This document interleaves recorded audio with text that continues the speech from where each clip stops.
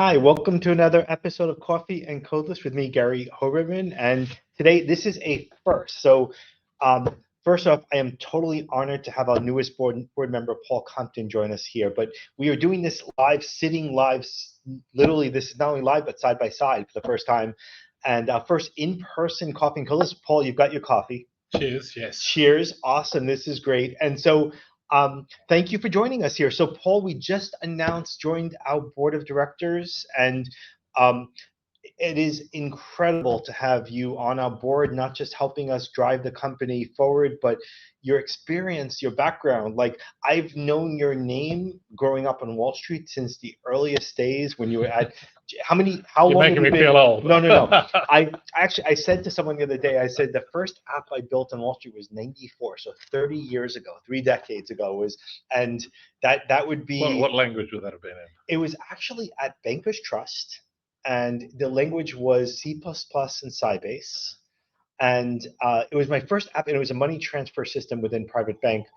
Um, that was the craziest times. For those who don't I was 22-year-olds. They gave me a credit card and said up to $10,000 you don't need approval for. Like, it was like, this is crazy. This is long gone are those days, luckily, which is good. But where were you in 94 then? Where would you have In been? 94, I was with Ernst & Young. So I was at the beginning of my career. I was in New York and with Ernst & Young. So yeah, that feels like a long time ago. Okay, so go back. You were born and raised where? Yeah, and where? Sure. So firstly, thank you very much for having me. It's terrific to be doing Coffee and Cordless with you, and it's a real privilege to be joining the board, and I'm thrilled to be doing that. So just in terms of my background, so I was born and raised in Brisbane, Australia. You can probably gather from my funny accent that I was not from originally from New York. So I went to high school, went to university in Queensland in Australia, did a commerce degree, an economics degree, and then my first job out of university was with Ernst & Young. And I worked with Ernst & Young for about 4 years in Brisbane. Did what is called the professional year, so it's effectively studying to become a chartered accountant. Okay. I did that, completed that, and then, like a lot of young Australians, I decided that I wanted to travel and work overseas. So I was 25, and an opportunity to come to Ernst & Young in New York came up, which was very exciting. So I came to New York with Ernst & Young, had a number of clients on Wall Street, really loved working on Wall Street, and an opportunity came up to move to JP Morgan. So as a full-time employee now? Full-time employee. Do you remember the role? Yep. So the first job I had at JP Morgan was I was the CFO of the investment banking business. I ultimately stayed in the finance side. You stayed in the accounting. Started up in the finance side, but I always considered myself very much an operational or an operating CFO. And so whilst I guess the most senior role I had in finance was I was the CFO of what was the corporate and investment bank at JP Morgan, and that was sort of through some pretty heady times. So that was sort of from 2007 through to 2010. So that was through that's the core financial crisis. Meaning the word TARP was something you were very familiar with. Exactly. So we sort of were navigating our way through that, and that included things like the acquisition of Bear Stearns and lots of very interesting and challenging weekends. But I learned an enormous amount through that experience, and I was doing that at that time. I was working for Steve Black and Bill Winters, who were the co-heads of the investment bank, and Mike Kavanagh was the CFO of JP Morgan. And so navigating a storm like that, working with all of them and Jamie, was really sort of a real learning experience. Then the opportunity came up to become what JP Morgan is referred to as the chief administrative officer of the investment bank, which is really, some companies would call it COO or other names. It was responsible for technology, operations, security, real estate, which I really enjoyed. And I then did that for a number of years, and then I became the chief administrative officer for the group overall. So I had responsibility then for technology and operations, security, and real estate and other things for the JP Morgan Group, which was, really meant that directly, indirectly, I had something like 120,000 people That's amazing. working for me, which was everything from people in call centers through to deeply technical groups within the technology organization. So that was a terrific experience. How did you manage the technology side of it? I mean, did you go into the details to understand what is happening, to the issues? Yeah. So I'm not a technologist by trade. So I always had very good CIOs working for me who I could leverage, hopefully very effectively, to sort of really drive the broader strategy of the COO role. And then I got the opportunity to move from JP Morgan to Barclays. They were looking for a COO to sort of run the group globally, to be a member of the executive committee, and I made that move in 2016 after having been at JP Morgan for what was nearly 20 years. Wow. And I've now been with Barclays for what will be 8 years next week. And in that time, I started as the COO of the group, and that again went through some pretty challenging objectives around things like that. We had to put ring fencing in place, which was effectively creating a de novo bank inside of the Barclays group. That was probably the most complex and largest project I ever led. We also, through that period, were selling something like 20 non-core businesses, including getting out of Africa, which was something that Barclays had been in for decades. Which means lots of TSA agreements between. Exactly. The creation of lots of TSA agreements. That's right. those not in technology, that basically means it's kind of like a contract to say, hey, we're spinning you out, but we're going to continue providing you services for a period of time, but then you need to take it over. Exactly. That's exactly. And I've been involved in so many of those myself, and they are not easy, and no one's happy. Yep. Neither side actually feels good about it. Yep. And so we're through many TSAs. And then I was asked to sort of come and work in the front office and to become the CEO of what was Barclays Bank, which was the wholesale bank, which evolved into me becoming the CEO of the corporate and investment bank. So I sort of effectively at that point moved from the COO, sort of a functional role, into the front office and driving the front office strategy, the bankers, the trading rooms, the corporate banking business as well. And I did that for 4 years. And then I've now sort of taken another step, and I'm now the chairman of investment banking at Barclays, which gives me the opportunity to focus now purely on clients, important clients, which I love to do. And it also gives me the opportunity to pursue more of what I would call a portfolio career, where I'm sort of obviously still very involved at Barclays, but I can do other things like joining our board, which we are. So when Paul, we first met and talked about this, we were like, I don't think I slept that night. I'm like, you have a background of finance, understanding the ins and outs of finance, which is it's cost. Everything in IT and operations is cost. Yep. And then you move into the role of like, okay, CAO, managing ops, tech, and the administrative functions. Yep. And one of my good friends always said, operations is the area that we just haven't gotten to yet with technology. Yep. So you've had that. And with the mindset of finance in that is, how do we optimize, make this more efficient? Exactly. I couldn't see, like, there would be no BS working for you, I'm assuming. There was no like. No, look, I think, look, it depends. As the CEO of a front office business, it was sort of much about a vision of what the future could look like. Yep. A lot of it was about managing the stakeholders of that business. So whether it be the board, the regulators, the employees, shareholders, so sort of very involved with stakeholders.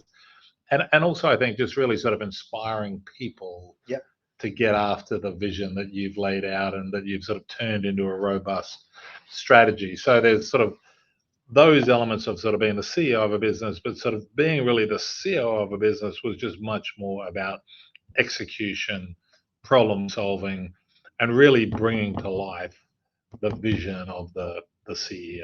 And so that COO role had much more to do about sort of really optimization, streamlining, efficiency, effectiveness. Yes. So that COO role really does lend itself to, sort of being extremely direct, being very focused on accountability, delivery, measuring. Are you in fact delivering, what you said you were going to do? So that is a very different role to the sort of being the CEO. And I think with the CEO, it's important that you get a balance between sort of head and heart. And I think there is head and heart. Explain that.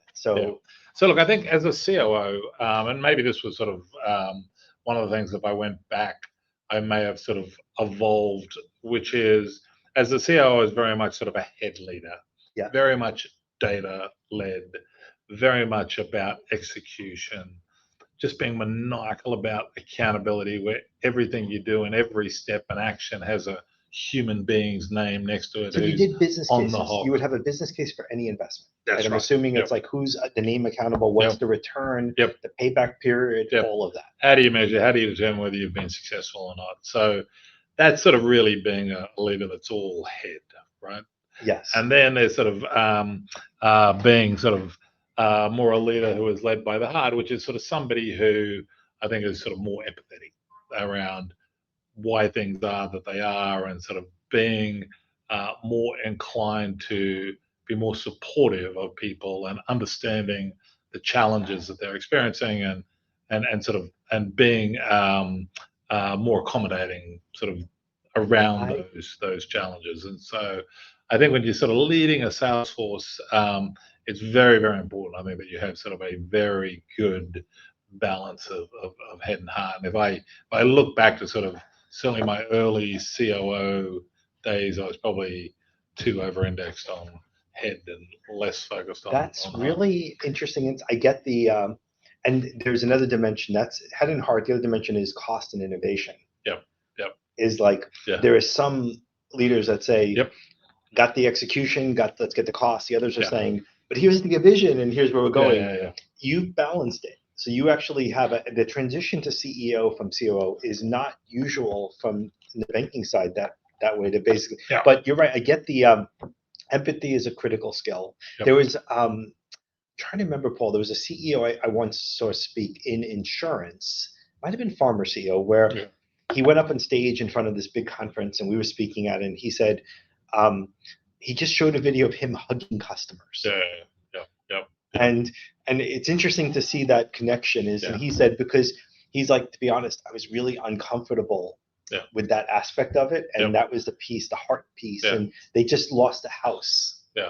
I'll tell you, somebody who, like a leader that everybody knows that I think really embodies this balance, I think, is Nadella at Microsoft. I think he's probably as good an example of, I think, of getting that balance right as I in my opinion.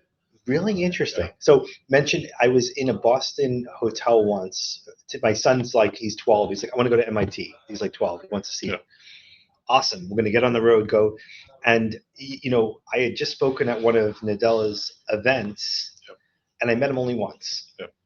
And he was with his wife and daughter next to us having lunch when we were there, coincidentally.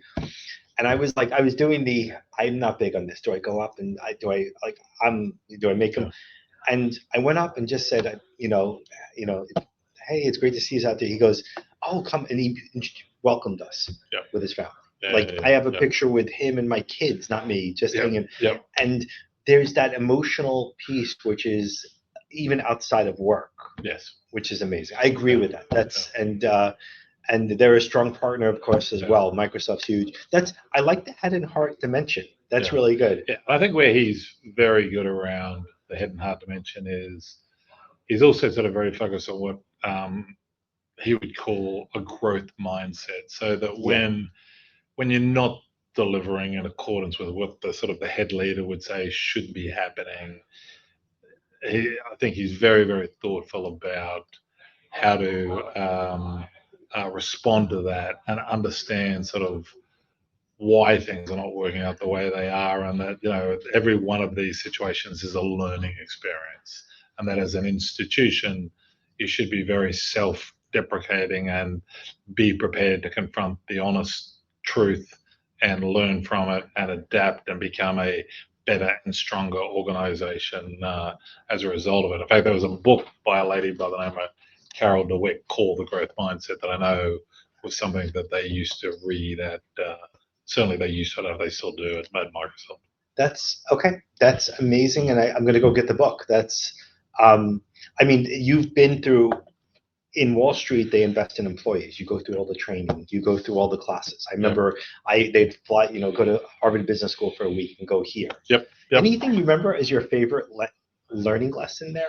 Yeah, I will say, JP Morgan and at Barclays, there was, an enormous amount of effort put into developing people. I guess the development classes and experiences that I enjoyed the most were those that were about developing leaders. I remember Jamie Dimon at JP Morgan used to have this CEO boot camp where you would go away with 15 of your colleagues and go, at this point we would sort of go out to the West Coast and spend time at LinkedIn and a bunch of other different West Coast technology companies and sort of look at sort of different operating models and have sessions around leadership development and talk to the CEOs of those companies. That was a wonderful experience and a great way to really develop as a leader. And that was one of the things that I enjoyed, especially doing at Barclays in the sort of the latter part of my career, was sort of being a part of those programs more as a speaker than as sort of sitting in the audience, and especially sort of working within a new managing director classes and talking about what it means to be a managing director at Barclays. So those types of sessions I really, really enjoyed. I like that. And so, Paul, you join Unqork. I know you did diligence on us before joining, which, what did the customers say? How did they view us? From my perspective, the head and heart is fascinating because we're supporting 4,200 production apps today, which was 70% increase over last year. So growing apps, seeing the usage. There's an operational aspect of, a 7-year-old company that's supporting and scaling the largest enterprises. That has to be, there's no room for error.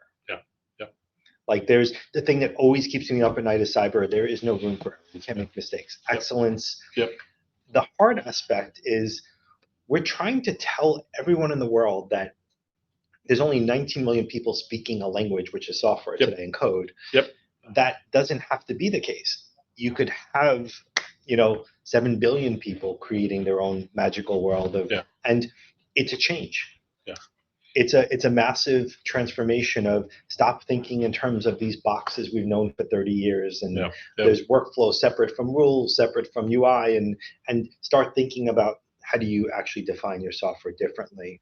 And that's the hard aspect. That's a lot of the things we do is, I feel like a lot of my job is education and connecting and trying to that's, so to us, bringing you aboard with that head and heart, the example of moving from CAO to CEO is a perfect fit for our next journey where we're going. From your side, what did you think of, I'm curious to hear what you look, I first I met Rabi through a mutual contact who talked to me. We had breakfast and he was talking to me about who you were and the journey, and having led technology and operations organizations for a number of years through my career, I sort of really understood the blight of the CIO and the challenges around multi-year projects that are not delivering on the original promise, and Yes. and sort of and I was initially attracted to just the no code workflow, tactical ease of use, solving big problems sort of quickly. That Yes. was very exciting. But the more I talked to yourself and to Paul Walker, one of the other board members, just about how Unqork's mission is evolving from that sort of low code, no code workflow capability to being more integral to optimizing or fixing the way in which your applications work in the cloud, Yes. and the AI opportunity around that, I started to get very excited about where the company was going. I love it. So that vision I loved. I also then realized that, like all companies like yourself who are on this journey, there are phases in the life cycle of the company, right? And I realized that you were sort of moving through some of the more adolescent phases of that life cycle, Yeah. and they're really tough phases to work your way through. Yes. And scalability, Yes. multi-tenancy, Yeah. theme-based roadmaps, getting the right sales model. Are you a technology company or a software company or a service company? And how do you think about who your partners are? All of those challenges are very, very real, right? Yes. And I think a 100%. lot of organizations who are where you are tackling those challenges, right? Yes. And so there I sort of felt, just sort of from a very personal perspective, there was an opportunity to help, right? Yes. Like I didn't want to go onto the board of a company where everything was fabulous and there was really no way to add value. So it was sort of this great combination, Gary, of I loved the vision and I felt there was a real opportunity to help to realize that vision. Exactly. And sort of given the experience that I had had and where I sort of was wanting to take my career, that felt like a great opportunity. Yeah. So like when I talked to Paul and we sat down and we said, here's where we're going to. Here's how we see the market. Here's where we see we play the role in AI. Here's where we see the challenges, like from a large company, which we both lived through, to the small company. The difference with a startup is you could adapt, pivot extremely fast. Yep. And so having your knowledge, and when I told Paul, here's the market perspective, here's where we see what's happening. Yep. We are competing against the trillion-dollar large cap companies and winning, and sometimes winning, sometimes losing. Where do we fit? How do we getting your expertise? And when I said, here's the challenge, your answer was, that's exactly what I'm looking for. It's like, I want to be able to help define the future and build it. And it's both the heart and the head aspects of that going forward. So we're thrilled to have you on board and just your experience. And I sort of looked at it and I thought, I don't want to sort of be on the board of a $100 million company. This could be a $200-300 million company, and but it's going to take world-class execution. Oh, I love it. And it's going to take real accountability, and I think kind of an organization that is really inspired around getting after that opportunity. And I can see how we could do that. I completely agree, and we are excited to have you on this journey going forward. Just going back to career experience for those watching. Sure. What would you say? Someone, if they're a 22-year-old just graduated college. Yep. So I'm curious, like, starting consulting, because some people say starting consulting because you could see the world of finance. Yep. What would you say? I'm just curious, career advice. Yeah. So look, my one of the pieces of career advice I give to people, not everybody agrees with it, but it's sort of from my vantage point, is diversity of experience. Okay. Right. So I sort of through my career sort of worked in finance, operations, technology. So therefore sort of function. I even spent some time working on a very large risk project where I was basically in the risk organization for a period. So sort of a set of functional experiences, and then working in the front office and sort of really driving a client strategy. I just sort of feel like over time I just had this wonderful breadth of experiences. Yes. That now sort of I think helped me to really add value to somebody like Unqork.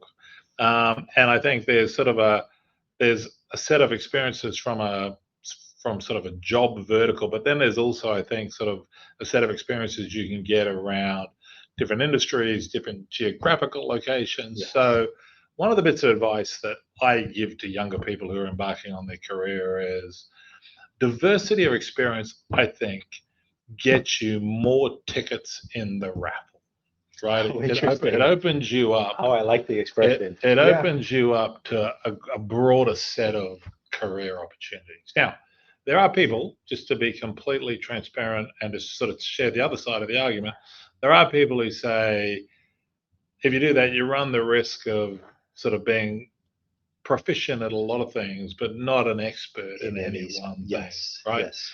That's a view. And look, I think if you're sort of a mathematician and you sort of there's a sort of certain sort of uh, discipline that you're deeply interested in, that's really where you want to take your career, and you want to go like sort of a mile deep and about half an inch wide. God bless. I'm not saying that Yes. I'm not saying that that's Yes. each to his own, but I found that diversity of experience meant great variety, meant that you meet a lot of people. It means you build a very, very wide network, which I enjoy doing. Yeah. And as I said, you have more tickets in the raffle. Jamie Dimon would be one. I understand he rotates his whole senior team in different roles and just keeps them all to get that. I like the diversity aspect. We do that in the industries. So we get to see healthcare versus financial services versus government and the good, the bad, the ugly of each, which helps us build horizontally what's needed. And you're right. A lot of companies focus just on one niche and say, I'm going to just work in asset management. I'm going to be the best. And we've chosen the opposite approach, which is diversity to best influence overall the whole platform. It's good analogy. That's awesome. I mean, and if you could go back to would you do anything different in the past in your career?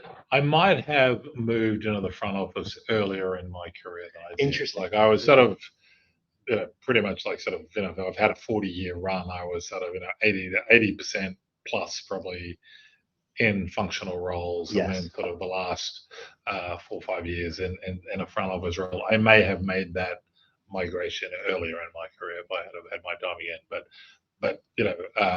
no regrets. No, I like that. No regrets is the way to go. And that's so. Paul, thank you for joining us. My pleasure. Thank you for having me. And Codeless, and we're so excited to have you on this journey with us and being part of the team. And thank you everyone for watching. And till the next episode, take care, everyone. Thank you. Bye. Thanks. Bye.